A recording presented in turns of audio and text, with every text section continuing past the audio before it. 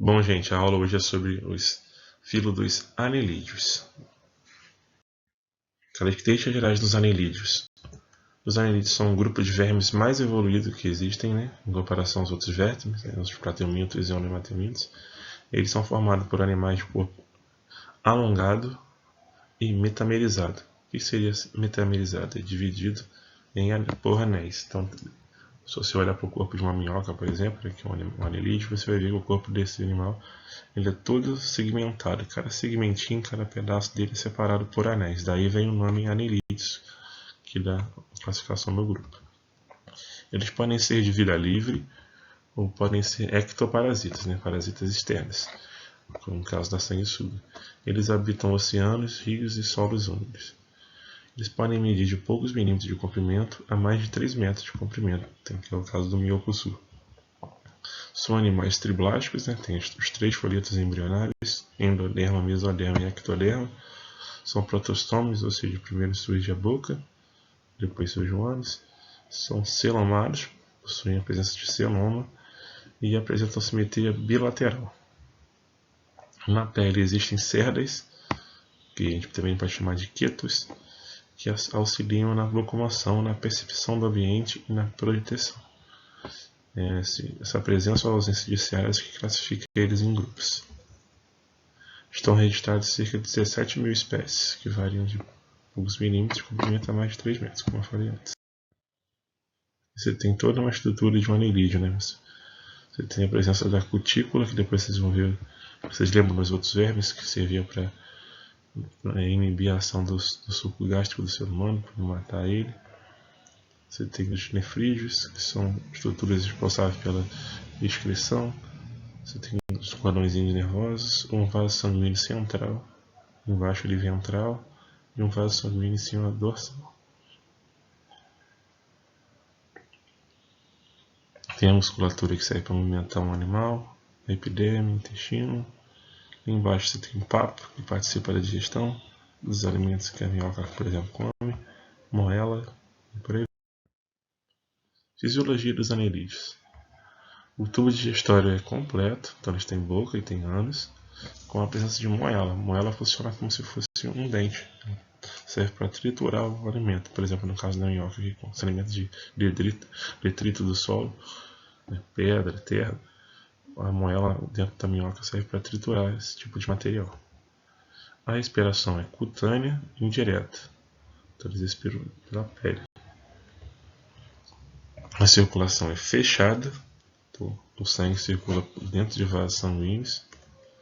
A excreção é feita por meio de 2 pares de nefrídeos por anel. Então, cada anelzinho, cada bloquinho daquele, o animal possui 2 pares de nefrídeos. O sistema nervoso apresenta glândulos cerebrais, ainda não é um cérebro completo, mas já é um projeto de cérebro.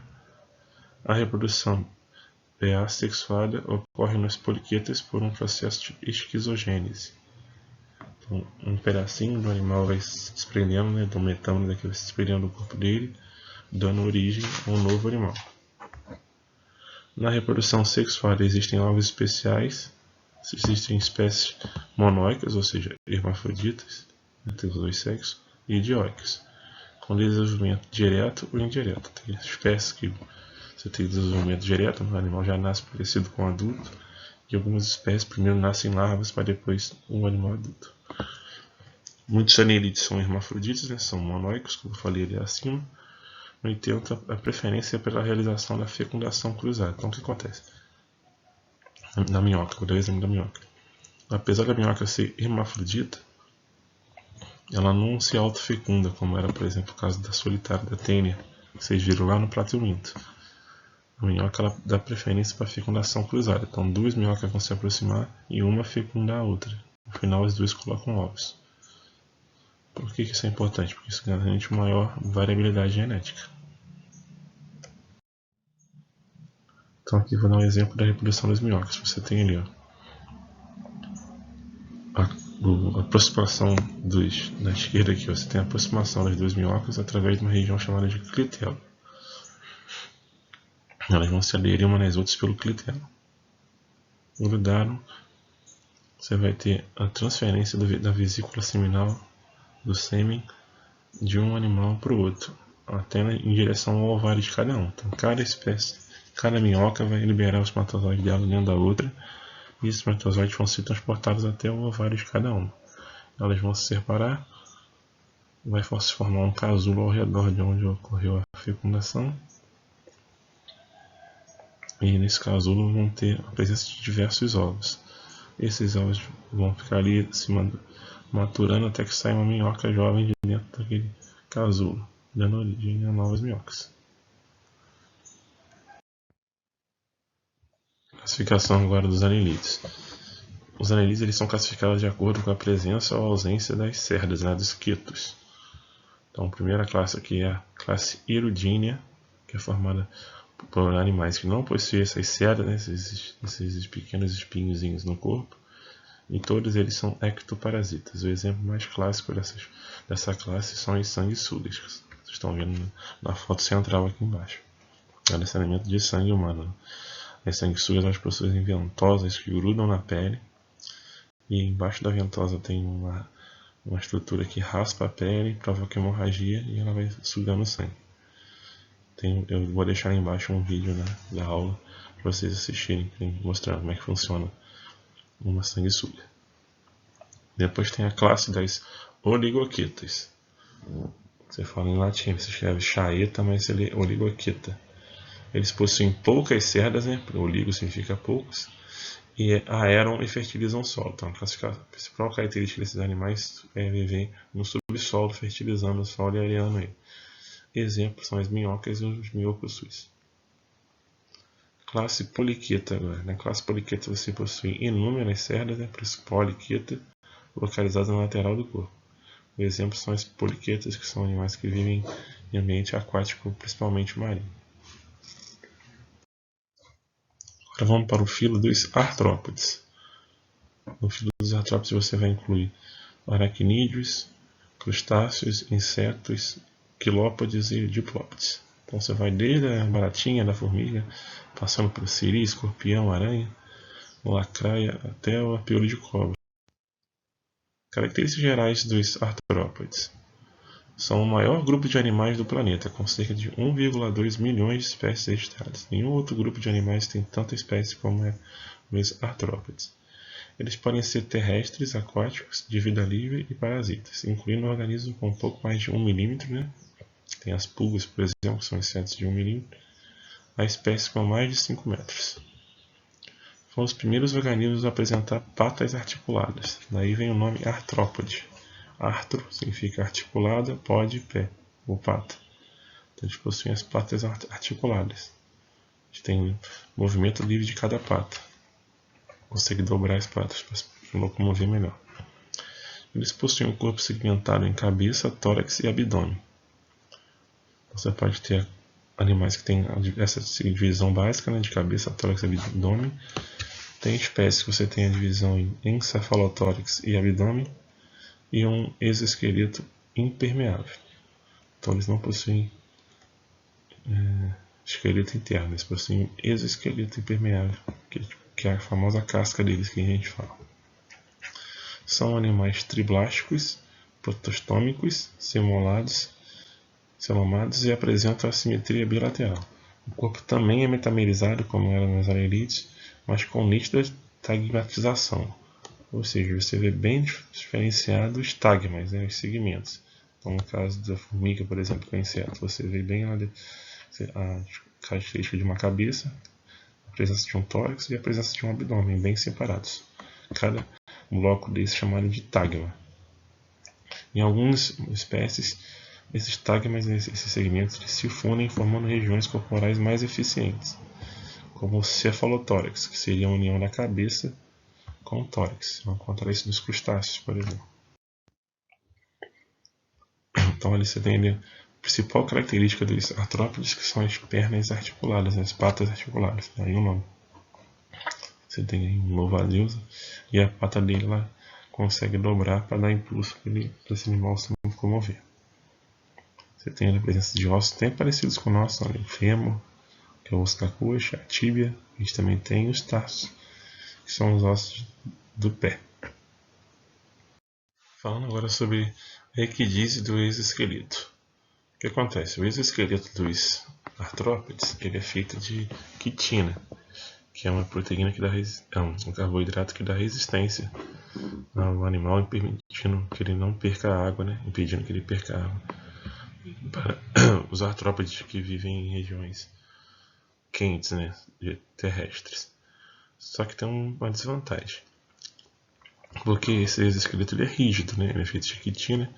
Então ele impede o crescimento do animal. Toda vez que o animal vai crescer, ele precisa trocar esse exoesqueleto. A troca, né, a muda do exoesqueleto, né, da casca, a gente vai chamar de equidise. Então todo artrópode faz isso. Né? Depois de um tempo, ele vai e troca a sua casca, o seu exoesqueleto por um novo, permitindo assim que ele cresça.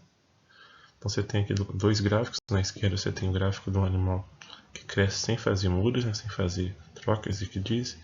Você vê que o animal vai crescendo, vai crescendo, vai crescendo, só que chega uma hora que ele estabiliza, ele não consegue mais crescer. Por quê? Porque ele não consegue mais trocar o exoesqueleto, não tem espaço para esse animal crescer. Então ele permanece naquele tamanho para sempre. Na direita você tem um gráfico com equidise. Então vocês vão vendo que o animal vai crescendo, aí ocorre uma equidise. Ele estabiliza por um tempo, depois ele vai ter uma nova equidise, isso vai permitir que ele cresça mais um pouco. Então de tempos em tempos ele vai trocando o seu exoesqueleto. Todo mundo já deve ter visto aí num lugar dentro de casa, num canto qualquer, uma casca de barata, né? Aquela carcaça que está ali, o exoesqueleto de uma barata que já trocou a casca. Então você tem aí umas imagens aí de alguns artrópodes fazendo a troca lá. Em cima sempre você tem o exoesqueleto velho, né? Já foi abandonado, e o animal saindo dele com um exoesqueleto novinho em folha. Você tem um inseto ali, uma aranha fazendo muda, outro inseto e o escorpião. Classificação dos artrópodes. O grupo dos artrópodes possui um grupo imenso, né, como foi no início da aula, com quase mais de 1 milhão de espécies. Ele é dividido em vários subfilos. Então, abaixo do filo artrópode, você vai encontrar vários subfilos. Você tem o subfilo Chelicera, Chelicerata, que são os animais que apresentam quelíceras, como a classe dos aracnídeos, por exemplo. Quelícera é uma estrutura próxima da boca. Você tem o subfilo Crustácea, que inclui os conhecidos crustáceos. O subfilo Hexapoda, que são os animais que possuem 6 patas, como a classe dos insetos. E o subfilo Myriapoda, que são os animais que apresentam centenas de patas, como as classes dos diplópodes e os quilópodes, que é a lacraia e o piolho de cobra. Características das diversas classes de artrópodes. Agora vamos falar de classes. Falamos de subfilo, agora vamos falar de classe. As principais classes, grupos de artrópodes que a gente vai encontrar são os insetos, os aracnídeos, crustáceos, diplópodes e quilópodes. Quanto à segmentação do corpo. No caso dos insetos, o corpo é dividido em cabeça, tórax e abdômen. Né? Os aracnídeos já possuem o cefalotórax, que é a união da cabeça com tórax e abdômen. Mesma coisa para os crustáceos, cefalotórax e abdômen. No caso dos diplópodes, você tem a cabeça, tórax e abdômen separados. E nos quilópodes a mesma coisa, cabeça, tórax e abdômen separados. Quanto ao número de patas, você tem 3 patas, né, para os insetos, 3 pares de patas para insetos, não, ao todo 6. 4 pares de patas para os aracnídeos. Os crustáceos variam de espécie para espécie, é um número variável. Mesma coisa para os diplópodes e para os quilópodes. O número de antenas, você vai ter 1 par de antenas para os insetos. Aracnídeos não possuem antenas. Os crustáceos possuem 2 pares de antenas. Diplópodes 1 par, quilópodes 1 par.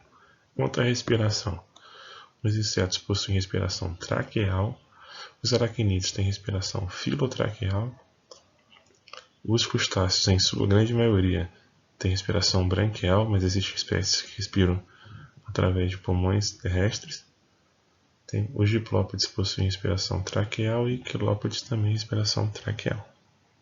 Exemplo de cada grupo. No grupo dos insetos, você tem os exemplos das baratas, você tem piolho, pulga, percevejo, mosquito, mosca, pernilongo, borboleta e por aí vai. No grupo dos aracnídeos, você tem as aranhas e os escorpiões, você também vai encontrar carrapato e ácaro. Crustáceos, camarões, lagostas, siri, caranguejos. Diplópodes, os gongolões ou piolhos de cobra. E nos quilópodes você tem as lacaias ou centopeias. Vamos começar então pela classe insecto, né? Os insetos. Estrutura dos insetos. Então, como eu falei anteriormente, o inseto é dividido em cabeça, tórax e abdômen. Eles possuem um par de antenas, né? Patas articuladas, por isso que eles são do grupo dos artrópodes. E aí tem embaixo do corpo, né, em cada segmento você tem um buraquinho, um orifício, que é o espiráculo, que é por onde que o ar entra em direção àquela rede de tubulação que são as traqueias, que eu já expliquei anteriormente. Alguns possuem asas e outros não possuem. A asa não é uma exclusividade. Os insetos têm exceções. Fisiologia dos insetos. O tubo digestório dos insetos é completo, boca e ânus. A respiração é traqueal, através de uma rede de tubulação chamada de traqueia.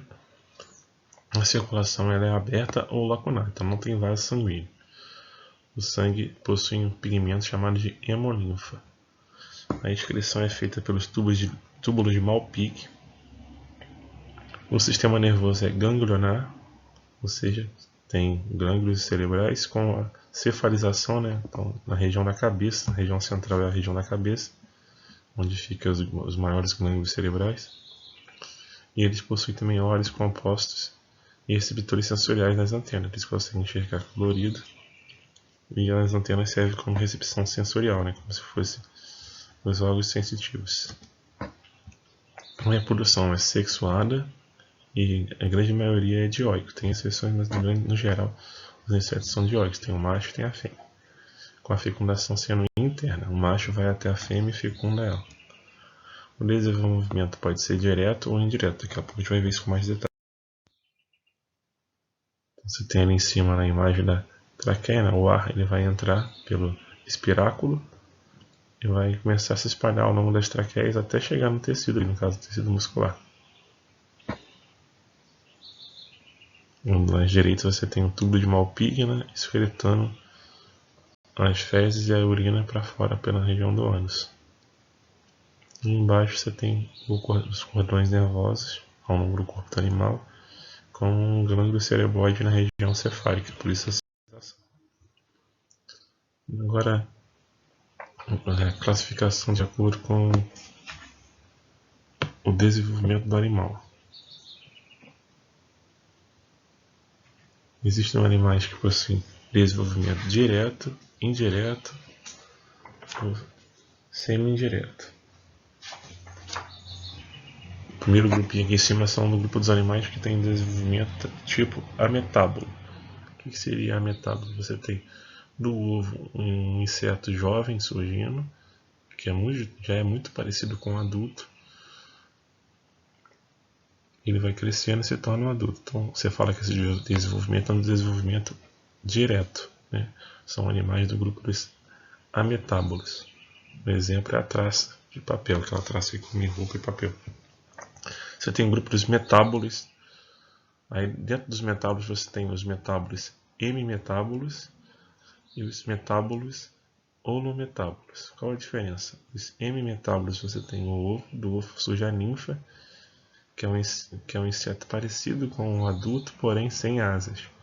Essa ninfa cresce, se torna um jovem e depois um adulto com asas. Exemplos de animais que têm essa característica são as baratas, percevejos e gafanhotos. Agora os metábolos do tipo holometábolos.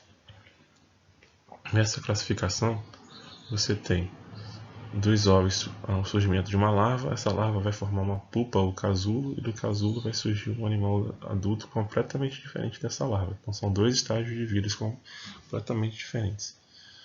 Eles fazem metamorfose. O exemplo clássico dos holometábolos, você tem as borboletas, né? Todo mundo já viu um casulo de borboleta, a lagarta vai lá, come a folha, engorda, forma a pupa, né, o casulo, e a borboleta sai lá de dentro. As moscas também possuem esse desenvolvimento, e os besouros também. Classe aracnida.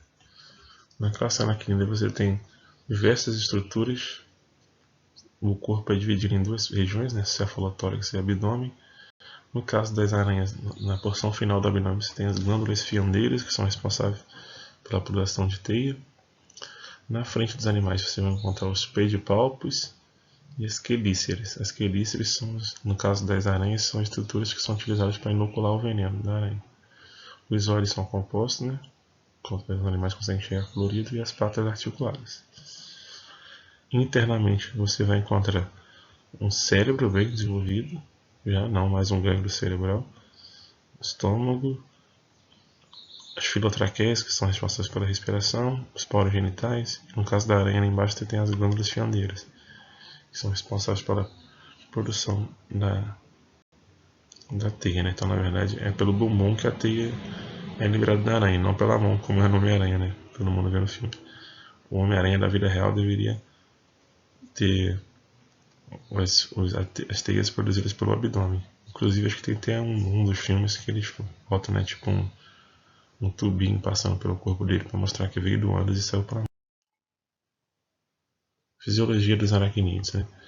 Os aracnídeos possuem um tubo digestório completo, a presença de quelíceras, né, que é onde eles inoculam o veneno, no caso da aranha. A respiração é filotraqueal. A circulação é aberta ou lacunar com sangue azul, né? Então, essa característica diferenciada do sangue ser azul. É azul por causa da presença de um pigmento chamado hemocianina. A excreção é feita pelos túbulos de Malpighi e pelas glândulas coxais. O sistema nervoso é ganglionar concentrado no cefalotórax, né? A reprodução é sexuada e dioica, né? Então tem o macho e tem a fêmea, com a fecundação interna. E o desenvolvimento é direto, não tem fase larval. O animal já nasce idêntico ao adulto. Classificação dos aracnídeos. Você tem 3 ordens de aracnídeos. A ordem Aranae, ou Arani, que são os animais carnívoros e peçonhentos. Exemplo: aranhas, opilhões e as tarântulas. Você tem a ordem Escorpiones, que são os animais também carnívoros com a presença de aguilhão ou telson. Então, como é que eu posso diferenciar uma aranha de um escorpião? No caso, a aranha ela inocula o veneno pelas quelíceras, e os escorpiões inoculam o veneno, né, na porção final ali da cauda através do aguilhão, que é aquela pontinha. E ainda tem a ordem acarina. Na ordem acarina você não vai haver divisão entre cefalotórax e abdômen, vai ser tudo unido, então vai ser um bloco só no corpo. Você vai encontrar os carrapatos, ácaros, as sarnas e os cravos que a gente tem ao longo da pele. Agora, a subfilo crustáceo. A estrutura do subfilo crustáceo, você vai encontrar o corpo dividido em cefalotórax e abdômen. Na porção final você tem o telson, que é utilizado para nadar, as patas articuladas e os pleópodes, que são patas que são involuídas, elas são atrofiadas. Na frente você tem a presença de 2 pares de antenas e a pinça ou garra que os animais usam para capturar a presa. No subfilo crustáceo, fisiologia. O tubo digestório é completo, a respiração é branquial, a circulação é aberta ou lacunar, a excreção é feita por glândulas verdes ou antenais, o sistema nervoso é ganglionar concentrado no cefalotórax. A reprodução da maioria é dioica com um pouco de dimorfismo sexual, então você não consegue diferenciar muito bem o macho da fêmea, são bem parecidos. E a fecundação interna. Então você tem aí diversas estruturas que a gente vai encontrar nos crustáceos, né? Respiração branquial, porque a maioria vive. Malacostracos, que são os crustáceos decápodes, ou seja, que tem 10 pares de patas. Você tem um camarão palhaço, tatuí, lagosta, tamarutaca e aranha do mar. Paguro também, siri e o caranguejo. E os cirripédios são os crustáceos que vivem fixos, né? São sésseis, vivem fixos ao substrato. Você tem as cracas e as lepas. Miriápodes agora. Os miriápodes incluem os animais que possuem vários pares de patas, né, ao longo do corpo, centenas, inclusive. A classe Diplópoda é tipo de mirápodo. Como é que é a estrutura clássica de diplópodo? Eles são representados pelos gongolões, piolhos de cobras e emboais. O corpo é cilíndrico, dividido em cabeça, tórax e um longo abdômen segmentado. Pode conter de 20 até 100 metâmeros. Em cada segmento, isso que é importante para saber agora para classificar um diplópode, você vai encontrar 2 pares de patas curtas saindo. É isso que dá a característica ao nome da espécie. Então, diplópode, pé, dípolo 2. Então, em cada segmentinho do corpo de um piolho de cobra, você vai ter 2 pares de patas saindo dali. Essa é a principal característica. Na cabeça, eles apresentam um par de antenas curtas e são animais herbívoros. Então, podem ficar tranquilo que um piolho de cobra nunca vai te morder, porque ele é um animal herbívoro. Você tem ele, reparem bem, né? Em cada segmento dele, em cada metâmero, em cada pedacinho, em cada bloco, você vai sempre ter ali, ó, 2 perninhas saindo de cada bloquinho. 2 perninhas saindo de cada bloquinho. Por isso que são chamados de animais diplópodes. Agora a classe quilópoda. A estrutura dos quilópodes. São representados pelas lacraias ou centopeias. Possuem a mesma estrutura dos diplópodes. Na cabeça apresentam um par de antenas longas e sensitivas, mandíbulas e quelíceres inoculadores de uma poderosa toxina que utilizam para se alimentar de pequenos animais. Então, eles injetam o veneno nos animais através das quelíceres e inoculam o veneno ali. É até perigoso para a gente, né? Uma criança pequena tomar uma picada de lacraia através da quelícera, ela pode até morrer. Em cada segmento existe um par de patas, então a diferença para os diplópodes é essa. Enquanto os diplópodes tinham 2 pares de patas por segmento, no caso dos quilópodes a gente só vai encontrar um par de patas por segmento. Geralmente essas patas são longas, que conseguem ir a grande velocidade. Quando você olha uma lacraia no banheiro, você vai matar, ela sai correndo rápido. Então você tem ali o tronco, né, a cabeça, e em cada segmento você tem um par de patas saindo só, somente um par de patas. Na região de frente você tem a forcípula, ou quelícera, que ela usa para inocular o veneno. Espinho, dermo, pele. Então são os animais que possuem espinhos na pele. Características gerais. Ele é constituído por cerca de 6.000 espécies bentônicas, né? Todas vivem na água, e marinhas. Então todos vivem na região betônica da água, né? Na superfície, não numa profundidade muito grande. E são marinhos, de vida livre ou sésseis. Possuem a superfície da pele recoberta de espinhos. Isso que dá a característica do nome do grupo, né? Equinodermo. São os invertebrados mais complexos que existem, né? É o último grupo de invertebrados que surgiu, e a partir deles que surgiram os animais vertebrados. Seus principais exemplos são as estrelas do mar, os ouriços do mar, segundo a foto, e por último ali os pepinos do mar. A estrutura dos equinodermos. São animais triblásticos, celomados e os primeiros organismos deuterostomes. Então essa é uma novidade evolutiva exclusiva, né, dos equinodermos, uma sinapomorfia. Lembram? Novidade evolutiva, sinapomorfia. Surgiu nesse grupo somente, que é o surgimento primeiro do ânus e depois da boca. Então, o blastóporo embrionário primeiro dá origem a um ânus, para depois surgir a boca. Primeiro animal com essa característica. Sua simetria é complexa. Então, por exemplo, durante a fase larval, eles apresentam simetria bilateral. Porém, quando eles se tornam animais adultos, a simetria passa a ser radial ou ainda pentarradial, que no caso da estrela do mar, né, que é dividida em 5 patas, né, 5 pernas. Se você cortar cada uma, tem a mesma proporção. Eles apresentam um endoesqueleto, então o esqueleto é interno, formado de placas de carbonato de cálcio com pequenos orifícios, que dão a saída ao sistema ambulacral, e de onde se articulam os espinhos que perfuram a pele. Esse sistema ambulacral é uma rede de tubulação que conecta o corpo do animal todinho, que é exclusivo também dos equinodermos. Por dentro dele circula um líquido semelhante à água. Esse líquido serve para diversas funções, desde transporte de substâncias, proteção do animal, nutrição do animal e também transporte de células e produtores. Então você tem ali em cima, ali, ó, na fase larval, você tem um animal com simetria bilateral, e a estrela do mar já adulta com uma simetria pentarradial. embaixo do corpo, na região dorsal, vocês vão ter os pés ambulacrários, que serve para a locomoção do animal, a placa madrepórica, que é por onde que o animal se alimenta, e os poros genitais, para onde eles produzem os gametas. Então, você tem o sistema ambulacrário do animal. O que seria esse sistema? Uma rede, né, de estruturas por onde a água circula pelo animal. Que funções que esse sistema ambulacrário tem? Esse sistema ambulacrário ele serve para digestão do animal, para facilitar a locomoção desse animal. Serve também para ajudar na nutrição do animal em diversas funções. Fisiologia dos equinodermos. Então, o tubo digestório dos equinodermos ele é completo. A boca está localizada na superfície ventral e o ânus na região dorsal superior. Na boca pode existir um conjunto de dentes conhecido como lanterna de Aristóteles. Eles usam para triturar o alimento.